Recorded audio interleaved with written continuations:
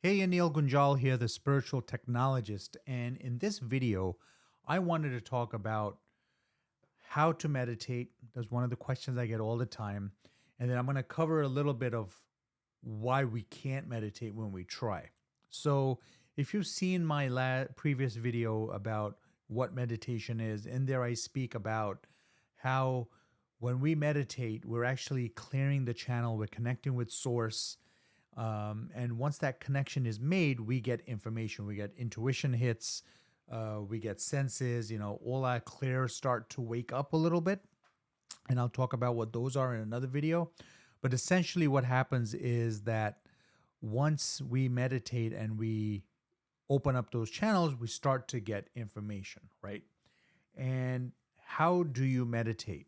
Now, in that video, I also talked about how meditation is a practice. That's why we call it a practice. It takes time. Just like when you go to the gym, you cannot just immediately start lifting the strongest weights, or you can't expect to run 3 miles. It takes practice. It takes that's to build up your stamina. Same way with meditation, it takes practice. It takes commitment. It takes being consistent. It being just sitting down and doing it. And the first things you want to do is you want to have no expectations. You don't want to have anything like, oh, I'm going to meditate and I'm going to get this. And once we set those expectations, that's where we block ourselves. So there are three methods that I use that I've used in the past that have worked for me. Now, the one simple method is that you sit down, you light a candle, and you just look at the flame, right? Just look at that flame, and you look at that flame for a minute. Then you do 2 minutes, then you do 3 minutes, 5 minutes, and you build your way up onto looking at that flame. And that's a good way to start, a beginner's way to start. This way, you're just focused on that one thing, and you build your way up.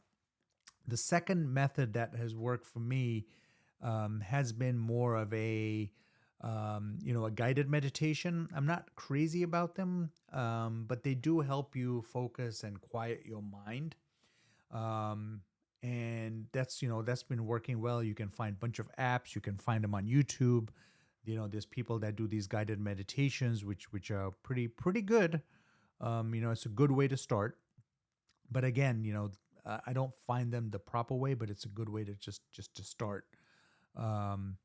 And then the third method, and I'll get more into some of these, is just sitting down and quieting your mind and just staring at something. You pick something in the room. Maybe it's a book, maybe it's a bookshelf, maybe it's an ornament you have hanging or something, and you just stare at it. And you just look at it, and you just clear your mind, and you just keep focusing and focusing and clearing on it. And again, you're not going to be able to do it for long. You can maybe do it for a couple of minutes, then you come back and you do it for more, and again you build this stamina. You start building your practice around meditation. Now, some of the reasons we cannot meditate is because we have busy lives. We have work, we have kids, soccer games, baseball games, football games. You're running around, problems at work, problems at home, problems with relatives, like whatever. You have so much going in your mind. And an average human being has about 70,000 thoughts a day. So when you come down and you sit down and you meditate, you can't expect your mind to just say, okay, I'll start being quiet now. It just doesn't work like that. It's just because we have so many thoughts going on. And again, in order to clear those thoughts, it takes practice. So the one thing I'll do is when I'll sit down is, say I'm staring at a flame and then something pops in about work. I just tell that thought, hey, thanks for coming in. I can't deal with you right now. And imagine a seat in your mind, and you put the thought down in the seat and say, just take a break, take a minute there. And what this really does is it really takes that thought, it doesn't ignore it, and you don't fight it, and you just kind of put it to the side and deal with it later. And that has really, really helped me in my meditation practice, right? Because we're going to get thoughts constantly about what's going on. It's like you're getting bombarded. And if you start doing some of those practices, And that's really one of the main reasons why you can't meditate is because your mind is all over the place. So I hope these tips were helpful. Sorry. Meditation is a very key practice to our spiritual awakening. This is where we get intuition hits.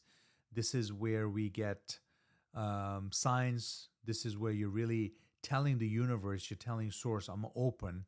So come and help me. So it's, somebody used this analogy the other day. It's like, you go to the gym, but it's not like you really like going to the gym, but you know it's good for you, so you do it. Same way with meditation, it's the same thing. You know it's good for you, you know it's part of your spiritual journey. And the more you do it, the more you're going to be like, this is fantastic. Because I used to be like that. I used to be like, oh, God, it's like a chore. But now it has become something that if I want an answer, if there's something going on, if I'm getting hits, intuition hits, and I'm like, what is this about? Um, Even when I'm sick and I have an ailment, in part of my body, and I'll go to that part of the body and say, what's going on? So it's very critical that you make this part of your practice. Don't have any expectations, like I said, and don't stress yourself over it. Just do what you can, and you'll slowly start to build it up. Thank you for listening, and I will speak to you soon.